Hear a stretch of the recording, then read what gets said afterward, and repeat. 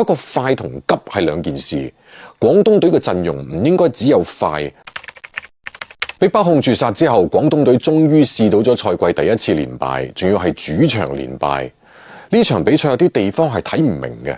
整體感覺，廣東隊為咗要打到速度出嚟，有唔少係唔合理、非空間、高難度嘅出手，有一啲快根本就唔係快攻，有啲三分根本就唔係機會。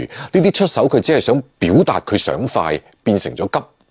當中大部分都唔係對方嘅失誤，利用失誤全場只係攞到6分，而對手亦都只有7次失誤，係賽季對手裏邊最少嘅。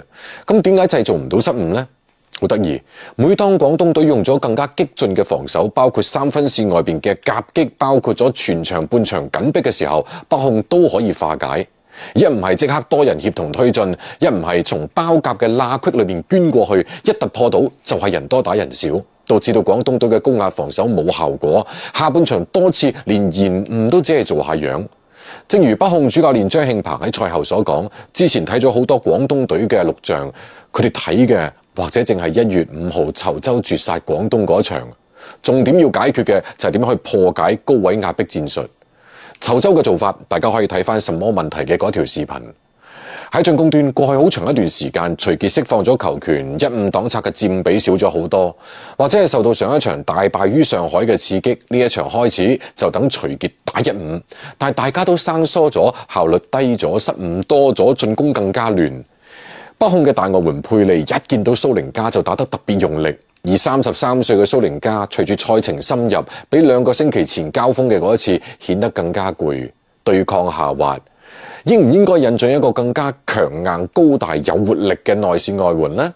首先好難揀，要考慮單外援嘅第4節點樣使用，會唔會引起更衣室混亂？第二，如果真係要揾，咁招柏橋嘅時間就會被無限削弱。理解唔到嘅仲有好多。廖三寧命中咗北控最後3次運動戰，而最後2波都係揾到徐傑對位，包括絕殺嗰波。如果徐傑進攻端只係負責企喺底角嘅話，咁佢身高就會成為防守端嘅弱環。正如杜潤旺打正選係有風險嘅，因為對手教練開場之前係有足夠嘅時間去提醒球員去攻擊佢嘅速度弱點。天下武功，無堅不摧，唯快不破。不過快同急係兩件事。廣東隊嘅陣容唔應該只有快，徐傑嘅1-5擋拆要攞啲時間去揾翻嚟。2個小外援好快，但真正半場要打得快，係要全員去走位。高位延誤包夾戰術要有彈性，唔可以死板執行，防止對手借力打力。下一場作客0勝16負嘅四川，如無意外呢，我就唔解讀啦。除非